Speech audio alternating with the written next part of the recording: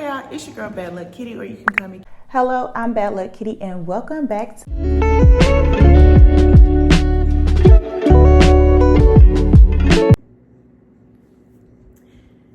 Hi y'all, it's your girl Bad Luck Kitty, or you can call me Kitty. Welcome back to my channel. Today I want to talk to you about leaving Merida and what that looks like. Say cost-wise or resources-wise, okay? And I really want to make this for people moving to Merida or thinking about moving to Merida. Okay, I have no clue what's going on with my camera today, but bear with me.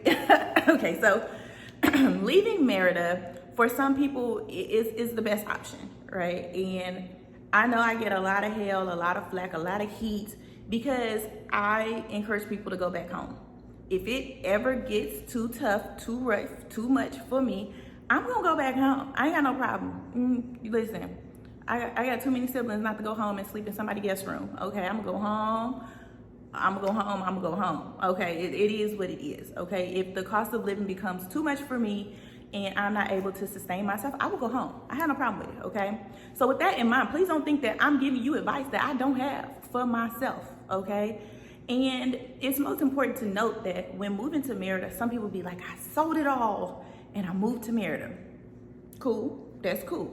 That's cool. I support you on that, right? However, selling it all and you get to Mexico, you get to Merida, you get to Portugal, you get to wherever you're going in the world, and you find out, I hate it here. It's too hot, it's too cold. I'm having difficulties with the language, with the customs, with the government, with whatever the case may be, and I want to go home, okay? Well, some people sit there and they're dead set on going home, but they can't go home. And they can't go home, or they think they can't go home for a number of reasons. Like they left out on just like bad pretenses. They left their job in a funky way. They left their family, with a bad taste in their mouth. They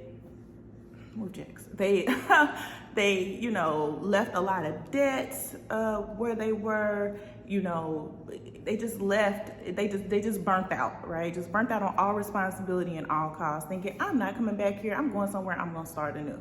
Okay. So with that in mind, it's like they feel trapped. Like, I can't go back home. It's okay. You can go home. You can still go home. Even with all the odds stacked against you, you can make a plan to go back home.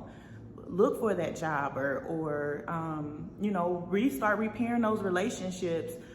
Maybe, go ahead and start finding a way to set up a plan to pay off some debts you may have left in the United States. Whatever the case may be, you are not stuck wherever you go to, okay? Just because you left, that does not mean that it's a for everything. And if you go back home and you are concerned with the people that are saying, I told you so, child, we've all said I told you so, okay? Let it be whatever it is and just go home, all right? Because it's better to hear I told you so than to be miserable and depressed somewhere you don't want to be.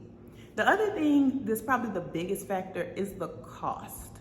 Cost is probably the absolute biggest factor of why people cannot or feel they cannot go home. For example, the cost of moving right here, selling everything they got here, they had that money. They use that money to move into a place, whether they had to pay the double deposit, single deposit, no deposit, whatever the case may be, rent, whether they got furnished or unfurnished, they still had to buy the basic necessities to set themselves up in a home, things like that, okay? And when they got here, nobody wants to acknowledge it costs at least $5,000 to $10,000 to get settled, okay? And when they got here and they looked at it and they were spending through that budget, and Merida in particular realized, it's affordable, but it ain't cheap. Merida is not cheap. It's affordable, but it's not cheap. And then they have to assess whether or not, how am I gonna get back home, right? They can sell off all their things and then buying plane tickets, whether it's for one or a family or five or four or three, two, whatever the case may be. They start looking at it, the cost of tickets, taking things back home. How do I get back home? How do I get settled in when I get back?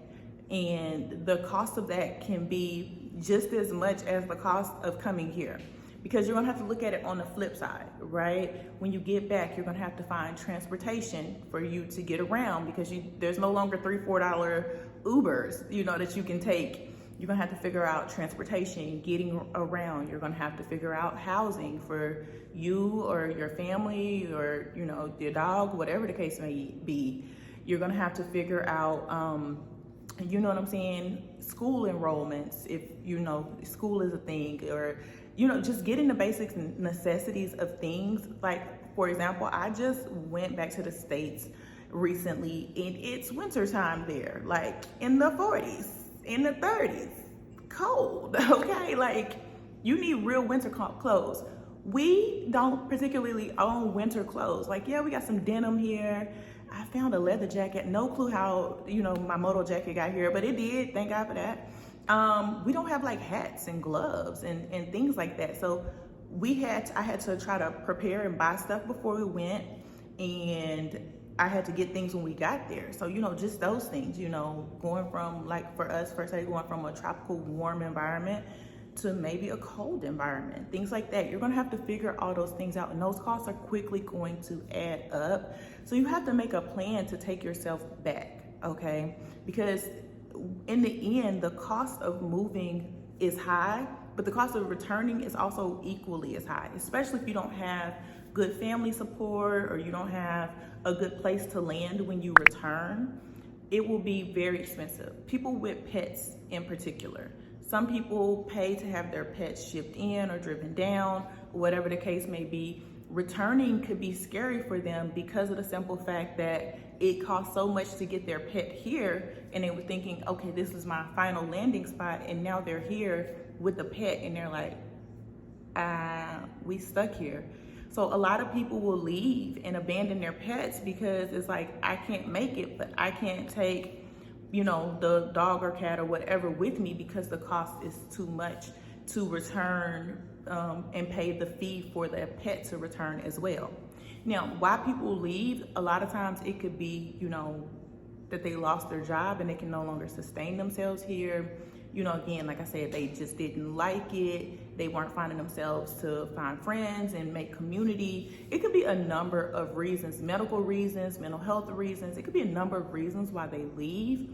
But it's really important before you come here to really set a plan in place, okay? Really to have, that credit card or that savings account or something available to yourself so that you're able to return back to the States if you need to do that, okay?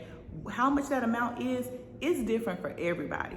Me personally, if I wanted to go $0.00, I just need to get myself back to Dallas or Memphis or New Orleans, whichever one of those airports. I just need to get myself back there and somebody gonna come get me, right? Now, I don't think that's the best approach, but that's my bottom line, bare minimum. One of my siblings will come, or LA, yeah, I can go back to LA too. So one of my siblings gonna come get me. Like, it's not a question. The biggest thing is knowing what you will need if it all fails so that you're able to return. I'm always talking about the budget that I made to move abroad. And I think one thing I failed to mention for people is my turn and burn budget. That's what I call it. If all the shit hits the fan, I think I've mentioned it before, I will go home. I will go home. I will go home, child. I ain't got no worries about going home. I'm highly employable. I will find a job. Something will work itself out. However, you have to figure out how much that is for you and your family and what it looks like. If you have to go home and you need to put yourself up in, say, an Airbnb for 90 days, go online and look at Airbnbs in the area you have to go home to and figure out how much it costs to get one for 90 days, okay? And then look at, the cost of rental cars or Turo or whatever it may be and what you're gonna need for 90 days, or just basically make a budget for how much you would need for food, for transportation, for lodging, all those things for at least 90 days to get yourself set up for going back home. If you cannot go back home to friends or family, okay? And we all know that could be a little stressful, staying with friends and family long term. So it's best to have a plan in place before you even ask them, can I come live at your house, and have a plan in place for yourself so that you can have a goal to work towards when you go home, okay? The other thing is, if you absolutely are on your last penny, your last peso, okay, you can go to the embassy, and the embassy will get you back to the United States. They may not get you back to, you know what I'm saying, Pine Bluff, Arkansas or whatever, but they will get you back to the States. Now, back to the States can be Miami, can be Atlanta, Houston, wherever. They will get you back into the United States, okay? They will get you back home. So that's always an option. I know a lot of people don't know about that, but it's there if you need it. If you find yourself on hard times and you are just out of it, they will help you get home, okay? They don't want to see any U.S. citizens stranded in any foreign country. And that doesn't apply just to Mexico. That's all foreign countries. If you end up in a bad way, a bad situation, go to the U.S. Embassy. That is your first stop, you know, when you are in distress, okay? I hope this video helps people, because of the simple fact, I feel like a lot of times we feel like when we make decisions, we have to stick it out, and we just have to stick it out to stick it out. I'm not saying give up at the first sign of trouble. I'm absolutely not saying that. What I'm saying is that if you realize that you cannot do it anymore, and you've tried everything and you exhausted your resources, and you see yourself burning really fast, do not be afraid to go home, okay? Do not be afraid to go home, all right? I know a lot of people with the remote work, a lot of jobs are calling people back into the office. Remote work, I don't think it's going away, but I think it's changing for what we know. The reason why I know they want a lot of people back into the office is because going to work stimulates the economy. You gotta buy gas, you gotta pack lunches, you know, you go out, you eat at restaurants. Going into the office is good for the economy, is good for the government because they get taxes. So yes, that's why they're asking people, a lot of places are asking people to come back into the office. Those buildings get, you know, leases are paid and things like that. So a lot of people are being asked to come back into the office. If you made your move abroad on a telework or not a fully remote, you know, or hybrid type situation during the pandemic or thereafter, and you've been chilling, and then all of a sudden it's like, ooh, you gotta go home, or you about to lose your job. You know, you have to, you know what I'm saying? You have to think about it, you know? So remote work, I'm not saying it's becoming harder to find. I think with the job market being what it is in the US, I think it's becoming more competitive than it was before. So I really think that a lot of people will need to place themselves in situations that prepare themselves for situations that we hope no one ends up in, but just in case you do end up in that situation, you need to be able to sustain yourself while you're here, or to be able to return back to your home, wherever it may be in the world, okay? So think about it, you know. I think a good safe plan is 6 months, just like the emergency fund thing in the US. I do feel like it's more attainable to come up with an emergency fund in Mexico in particular, because the cost of living is more affordable than in the US. So you have the opportunity to put away a little bit more, save a little more than you would back in the States, but it's up to you to make a conscious effort to do those things. Another big thing I think that is important is to still maintain your credit, all right? I know a lot of people, oh, I don't live in the US, F my credit. I think that's crazy. I'ma just go ahead and say it. I think that is crazy. When somebody said, I don't need that no more, I was like, I don't know about that, okay? You will need to, you know, I think it's best. I ain't gonna say you need to do anything. I think it's best that you maintain your credit. I think it's best that you pay your credit card bills. I think it's best that you take this time in living in a more affordable economy to pay down your debts. I mean, even if you don't move back to the United States, you could one day purchase property there, you know, real estate investing, or you know, business investing. You could do something where your credit will be, you know, taken into consideration. So whether you're extending yourself a line of credit or they're just reviewing your credit for responsibility purposes, then you need to, you know, take this opportunity to set yourself up for success. really what it comes down to. Also use the distance to build up those relationships that were once very strained. Take the opportunity to, reach out to friends or family, or, mend, or sometimes just completely get rid of them. But just knowing what you have available in ways that prepare yourself if the case ever happens that you need to go back, don't feel like you can't. And I know that the cost of living in the United States is constantly increasing, and pay is not constantly increasing. Find ways to set yourself up so that you can go back and be okay if you have to. All right. Now, we already know how that goes. Even in the US, they have more social services options that will not be available to you here as an expat. You will not be able to use any community resources.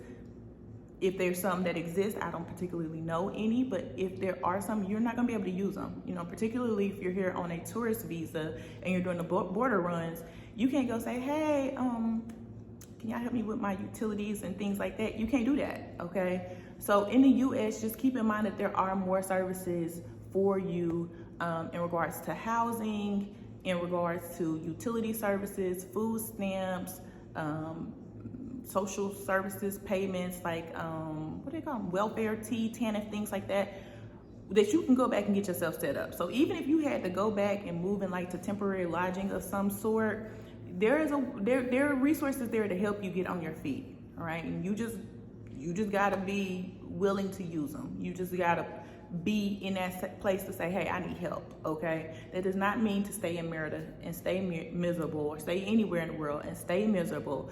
It does not mean, to stay here and, really be putting yourself and your kids in a stressful situation if you have kids.